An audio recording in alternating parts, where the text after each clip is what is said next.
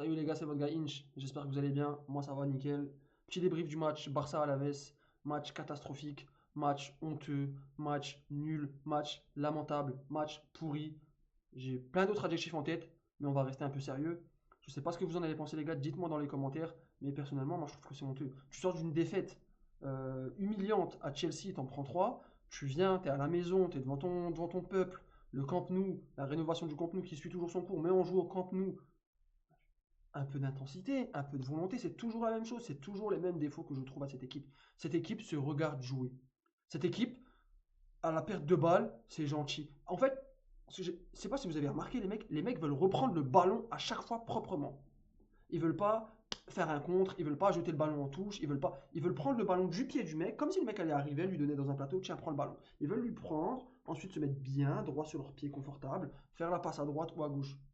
Mais c'est juste pas possible, un tel manque d'envie. C'est une équipe nonchalante. Et on l'a vu durant le match. On prend un but directement, première minute, manque de concentration, but.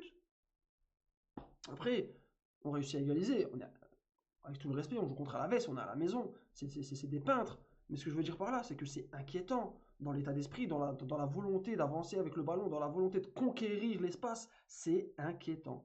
C'est inquiétant.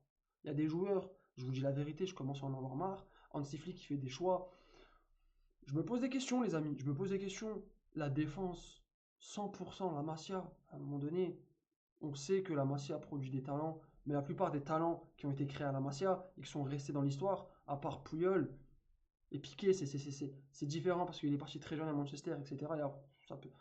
Mais défensivement, on le saurait si le Barça c'était une équipe qui sortait des cracks défensifs. Eric Garcia, Koubarsi, Gérard Martin et Baldé, la ligne de 4. Ouais, ok, ok. Moi, ça me fait peur, hein. Je sais pas vous, mais moi, ça me fait peur. Ensuite, en deuxième mi-temps, il fait rentrer le rugbyman Koundé. Koundé, il est comme ça, gros. Oh, il est comme ça. Il joue comme ça. Qu'est-ce que t'as, frérot? On dirait un tight end. C'est un tight end, le mec, en football américain, frère. Va en football américain, fais des sprints, fais des 40 mètres dash, et rends pas fou avec tes gros pieds. Non, mais la vérité, j'en peux plus de Koundé. Koundé et Baldé, j'en peux plus, les deux côtés. Mais bon, pour faire simple, les gars, on va pas parler 10 ans de ce match de Khra. C'est un match, on prend les 3 points, on passe à autre chose. Mais je vous dis la vérité, c'est inquiétant. Normalement, il doit y avoir une espèce je sais pas moi, une réaction d'orgueil. Mais même, je leur demande pas d'avoir une qualité de jeu exceptionnelle. Je veux juste des schémas. Des schémas, voilà, on a travaillé en entraînement. En fait, il y a beaucoup trop d'improvisation. C'est le ballon, il est dans le milieu de terrain, on l'envoie à droite à la Yamal, débrouille-toi, fais quelque chose. Ou alors, Rafinha, il fait un appel, on lui jette. Et à la récupération, c'est lent. Le pressing, c'est pas fou. Enfin, je savais bien qu'on n'allait pas guérir des maux qu'on a vus à Chelsea en l'espace de 3 4 jours. Mais bon, Flick, il dit en conférence de presse que je vois des beaux trucs à l'entraînement. À l'entraînement, j'aimerais bien voir ce que tu vois, hein. Laisse-moi rentrer, mettre un petit coup d'œil, hein. Parce que si c'est pour voir des oppositions comme on la voit aujourd'hui de gentlemen, c'est non merci, hein. Et après, la vérité, les gars, faut dire la vérité. Pedri rentre. En fait, tout ce système, toute cette équipe de Barcelone dépend de Pedri. Il faut dire les termes clairement.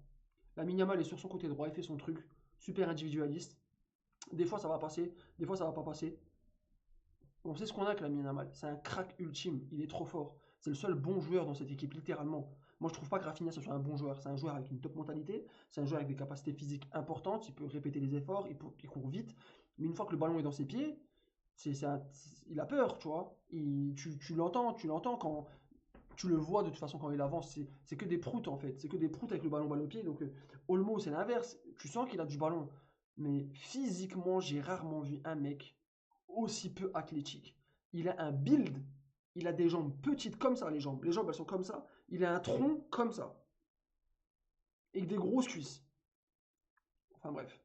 Donc comme je le disais, Pedri rentre, Pedri met de la qualité, Pedri permet de trouver des circuits de passe, je dirais potables, il ramène un peu de calme, il ramène un peu je sais pas moi, un peu de, je dirais comme un général qui rentre dans le conflit, quoi. Voilà, c'est carré, ça rentre, voilà, la stratégie elle est bien établie, chacun sait ce qu'il doit faire. Et c'était tout de suite plus fluide. On a récupéré le ballon et pendant 20-30 minutes en deuxième mi-temps, on s'est calmé, sauf la fin, quoi, la fin, là, les 10 dernières minutes, c'était honteux. C'était infâme. C'est quoi ça? T'es à la maison, t'es là, tu gagnes du temps. Gérard Martin, tu gagnes du temps. Mais tu crois que t'es où, toi? Tu crois que t'es où? T'es au Barça, mon pote. T'es à domicile, t'es là, prends ton jaune, j'aurais bien voulu qu'ils te mettent un rouge pour ça. Les mecs, il y a un truc qu'il faut qu'on comprenne. Cette équipe, pour l'instant, je dis bien pour l'instant parce que rien n'est. On a vu l'année dernière le PSG en novembre, mais cette équipe n'est pas prête. La semaine prochaine, mardi, il y a un test intéressant contre l'Atlético Madrid.